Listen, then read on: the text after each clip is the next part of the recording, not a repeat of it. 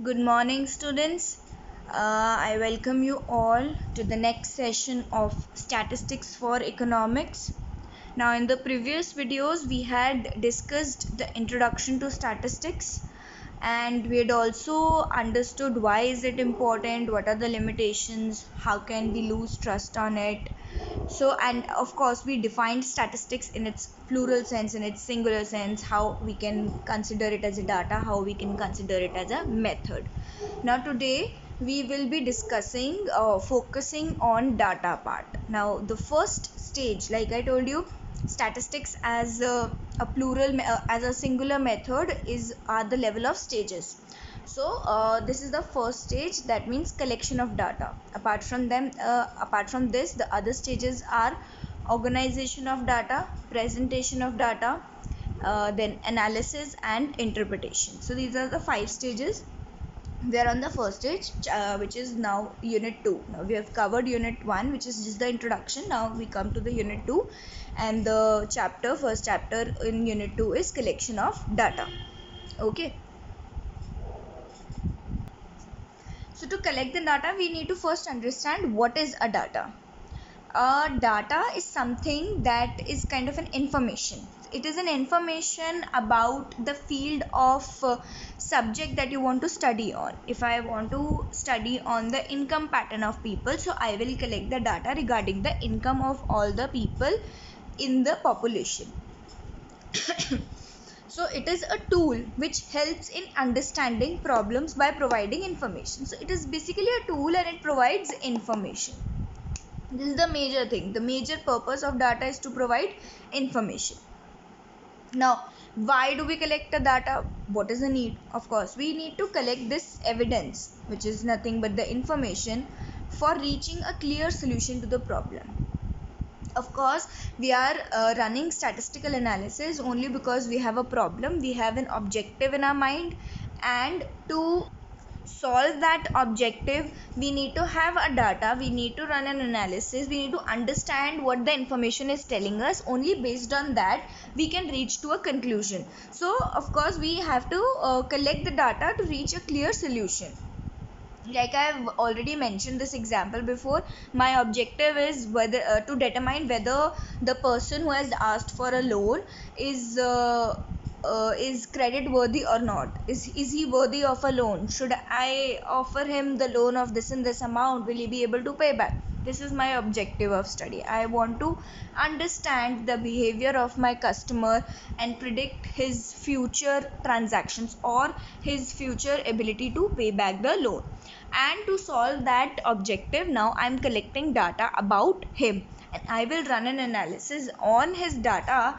Of course, not just one, I will have many individuals data, and I will compare how they have been behaving, and then I will see whether what the results are telling me, what kind of behavior should I keep in mind before giving the loan.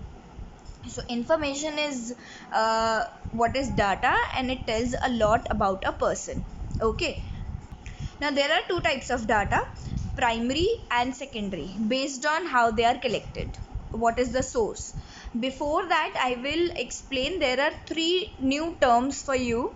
I have already talked about one of them in the previous unit, but I will still explain all of them again. The first term is the investigator. Now, investigator is the person who is running the statistical analysis, who is doing the statistical inquiry, who is working on the objective, who is solving the problem. I hope it is clear. Investigator, he is investigating, he is solving the problem, he is the owner of the statistical analysis.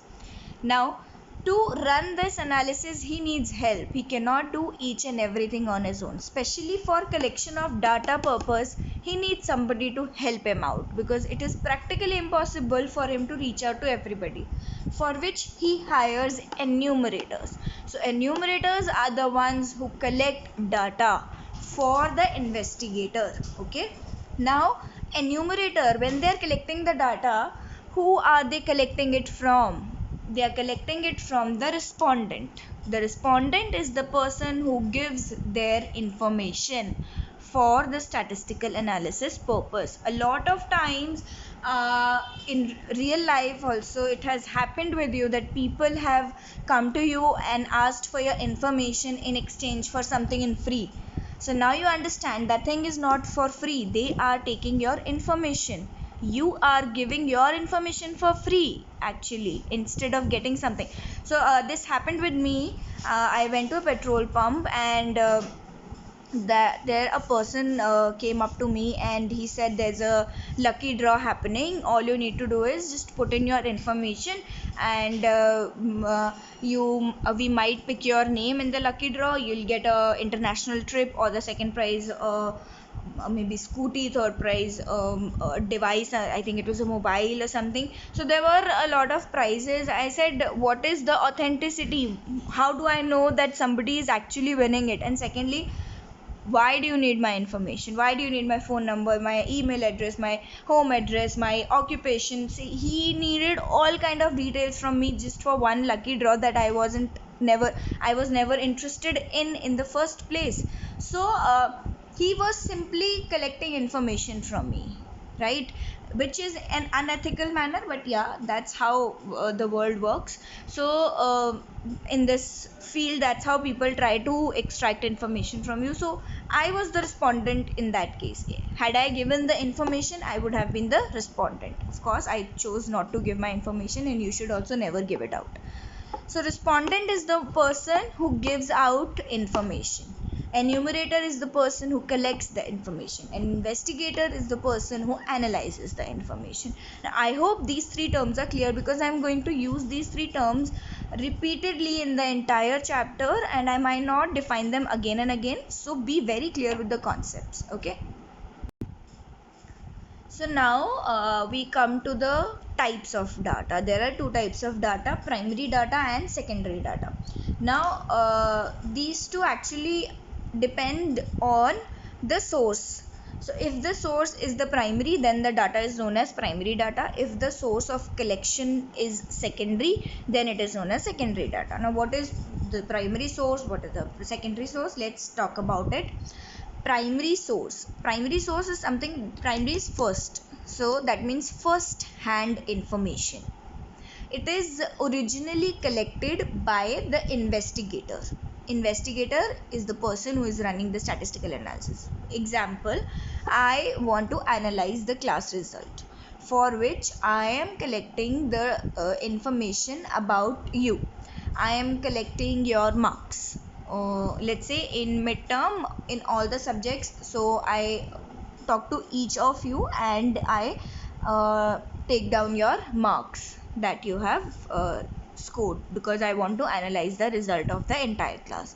Now here I am the investigator, I am collecting the data, or there could be an agency also. There are big firms who do the collection of data, they are also primary sources. So investigator or an agency, and I am collecting it for the first time and I have a specific purpose in my mind. So I will collect the data according to my purpose only. मेरा जो objective है, whatever my objective is, suppose I want to see how many students need extra classes or remedial classes, or how many students may be eligible for an Olympiad or may show better results if given a different kind of session or a counseling session. So I can have multiple objectives in my mind, and based on that I can collect the data.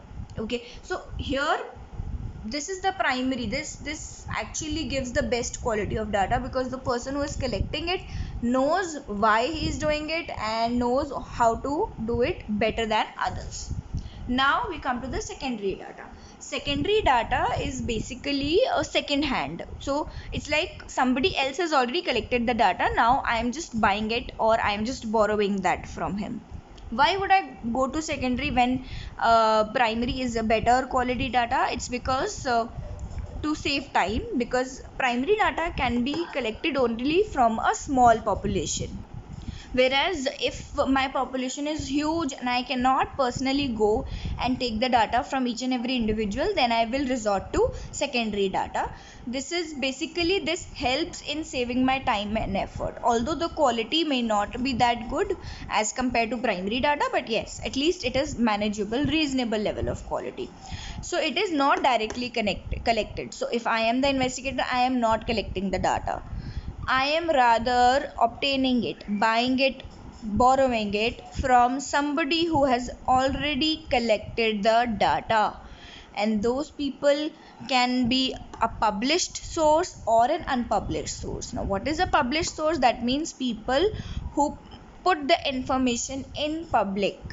And unpublished is something confidential, the information that cannot be in public. Published sources could be any government site, right? Financial statements, these are all published. Journals, magazines, newspapers, these are all published sources. Okay. Unpublished sources are confidential information. Some firms collected for their own purpose and they do not share your information with anybody without consent. So these are unpublished. They do not publicize your information. Your information is not public, rather just used in a confidential manner. So both are the secondary sources. Basically, they already have the information about the subject that I am working on, and I can easily take the data from them. The only problem is that when they were collecting the data, they had a certain objective in their mind, but now my objective is different, definitely different. Of course, the data is overlapping. It's a similar kind of data that we are both working on, but it's not according to my purpose of study. So that's the negative or the demerit. So we will be discussing the merits and demerits of both, or rather differences in both. So if A is a merit for primary, A is a demerit for secondary. So we'll discuss that later. It is also known as second hand data. So there are two types of data, primary data and secondary data, based on their sources. Next, we move on to the differences between primary and secondary. So these are the differences that I will be discussing. This is apart from the definition that I have discussed. That means primary, which is collected, primary data which is collected by the investigator himself or an agency for a specific purpose. Secondary data is already collected by published or unpublished sources. So this we have already discussed. I have not repeated that point. I have talked about the other points. The first one is primary data is original. Very clear. So it also becomes its merit. So I am not going to enlist the merits and demerits separately. We are going to discuss them through differences only. Original, and this is not original, so it becomes the demerit itself. So of course ही बात है, ये first hand है, second hand है. So this is not original, this one is original. This takes more time because the person is collecting it himself, so it becomes a demerit. Okay, and this takes less time, this one, so it becomes a merit. Why it takes less time? Because I simply have to borrow it from somebody. It takes less time to borrow and it takes more time and effort to do it on your own. And again, it is costly because it requires time, it requires effort, it requires a lot of labor to collect it. So it is costly, it makes it a demerit, and this one is cheaper because the data is already collected. This makes it a merit. This one is reliable because the person is collecting himself, so he knows that the data is correct. There is no inaccuracy in the data, so it becomes the merit. And this one is less reliable because we don't know the person who collected the data was actually neutral, unbiased or not. So there's a risk in terms of reliability. Now this one is collected as per objective. Of course, when I am the investigator, I will collect the data according to my objective, so makes it a merit. And this is already collected, so of course collected as per the somebody else's objective. Now my objective is different, so yes, there will be a discrepancy. It makes it a demerit. Here while using the primary data or while working on it, there are not much precautions to be used because the person himself is collecting it, so he's pretty careful about everything. Doesn't need to be given any kind of precautions from of course externally, but here in case of secondary data, it should be used with great care and caution, because you have to look into each detail, and you need to correct all the inaccuracies or the errors or the problems with the data, or discrepancies that you might feel that this data may not be correct, does not suit the reality. So yes, in case of secondary data you need to be careful. Okay, so these are the differences between primary data and secondary data. Now a major focus in the chapter would be how to collect that primary data, because secondary is already collected. So we will just understand what are the sources of secondary data, from where can we borrow it or buy it, of course, or where can we have access to it. Having access is a better word. First we will learn how a person, an investigator, can collect the primary data. Okay, so these are the major methods of collecting the primary data. Now, like I told you, that primary data is collecting the data in its original form, okay, directly, or basically in its primary first hand data with the objective in mind. So the first method, I'm just going to give you an overview of these methods, and then we will discuss each of them in detail. The first one is direct personal investigation. In this method, the investigator collects the data by personally contacting the respondent, personally taking the information from the respondent, that is on the spot information. So when somebody comes and talks to you and is asking you for the information personally, that's direct personal investigation. The second one is indirect. In both the cases they're collecting directly from the respondent only, but only when the population is too large for the investigator to collect the information in a short period of time, he resorts to indirect oral investigation. I'll tell you an example of both the cases. When a teacher is collecting the data from the student, now the teacher being the investigator, when she's collecting the data from the students, it is direct personal investigation. Now, there are cases when principal ma'am also needs information about you, okay, for various purposes, maybe for government data, for documentation purposes. So uh, she may not have the time to talk to you personally, to each and every student of the school. She cannot do that, practically it is not possible. So she will resort to the second method, indirect oral investigation. Now indirectly she'll be collecting data. What she can do is, she can give instructions to the teachers to collect the data of the students and then submit it to her. So it is more or less the primary data, because the objective is very clear from principal ma'am side, that this is the objective why I want the data, and based on that objective only the teachers are collecting the data. So we are the ones who are directly connected with you, and we are the ones collecting information from you, and we can easily give it to principal ma'am. So this is indirect oral investigation. Okay, the third one is information from correspondents. Now correspondents are basically local people of an area who are better equipped with the people skills actually, to engage with people around them. Their language skills are better, their communication skills are better, their social skills in that particular area are much better than the investigator himself. So the investigator will then connect with a correspondent. So here correspondent means local correspondent. A person who is living in a particular area has a much better idea about it than the investigator himself. So investigator would rather go to the correspondent and ask him to collect the information, and then of course that will be used as the data for the investigator. Here also investigator is collecting primary data only through a local person who can easily or in a better way engage with the people and get better information than you. Why? Because he's living in that area, he is much aware of how people behave, he's much aware of the much better equipped with the language, with the social skills, with the way people answer. So he is a much better resource than the investigator himself. Then fourth is the telephonic interview. Now nowadays everybody has a phone, and it's much easier to collect the data through telephone. You can call up the person and ask for the information. This is also one of the ways of collecting the data. The fifth one, which is emerging now, becoming really common, is the questionnaire method. What you do is you formulate a questionnaire in which you put a number of questions regarding a field of study. Of course, you're studying a field of subject you're studying on, and then you get those questions answered.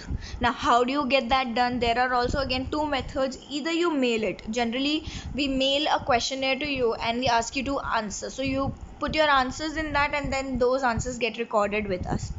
Or now this is the case, mail you can do only to the educated people. What about those who are illiterates, who are uneducated, who do not have access to mails, who do not understand the questions, who cannot read? Then the second method would be the enumerator method. Like I told you, enumerator is a person who goes and talks to the people and collects information. So here in this case, the enumerator will be talking to the people, and the questionnaire, of course, he will be having the questionnaire. Here the questionnaire will have a different term. It's called a schedule. He will have the questionnaire with him and the questions on it. He will talk to the respondents and dictate or speak out the questions in their language, and then whatever answer he gets from them, he will then write down the answers. That's how he collects the information. Of course, write or type in his laptop or mobile, whatever way he's doing it, he will then collect the information and give it to the investigator. These are all the methods of primary collecting the primary data. Now we will discuss each of them in detail. So let's discuss first method, direct personal investigation, in detail. Now, where is it suitable? Like I told you, the investigator collects the information himself according to his own objectives. So of course it is suitable only when the area is limited. That means the population is limited. This second point I'm discussing first. The area limited means the population, the people, the respondents, number of respondents are limited. That is the meaning of limited area. Then when a detailed information is required, of course, for that you have to personally connect with the respondent. So detailed information. And when the information is very confidential, it could be relating to a medical history. It's a very confidential information. So that's where this method is suitable. Then where the high accuracy is required, I want data to be accurate and I want the data to be original. So these are the cases where direct personal investigation is suitable. Now, what are the merits? Very clear. It's very clear that these suitability points will convert into merits only. So, number one, the data is original. Number two, it is reliable. Number three, it is flexible. Flexible in the sense when the investigator is collecting the data himself, he can when he is personally talking to the respondent, he can observe the expressions, he can observe the reactions, and accordingly alter the questions to get the required answers. So it's not like the questions are fixed or the process is fixed. There is always a flexibility to suit to each respondent. Then open-ended questions, definitely in this case open-ended questions can also be asked because it's the personal interaction. So the investigator can easily feed in the information and understand, because it's a one-to-one interaction. So it's easier to understand open-ended question answers when it is a direct interaction. Then there is the data is accurate. So these are all merits. Data is also accurate. Of course, close to accurate. There's always a possibility of human error, but we always talk about probability. The probability is on the higher side. Now the demerits. Demerits, of course, इसी का opposite हो जाएगा demerits. Here we said that it is suitable only in a limited area. So it's a demerit, right? Because I cannot run this kind of method in a large area, in a wide area, when the population is huge, when the number of respondents are many. So I cannot run my direct personal investigation method over there. Secondly, it is expensive because it requires a lot of time, effort, labor. So yes, it is expensive, it is costly. Third, time consuming. Yes, it is, because personally going to each and every person and collecting the information takes a lot of time.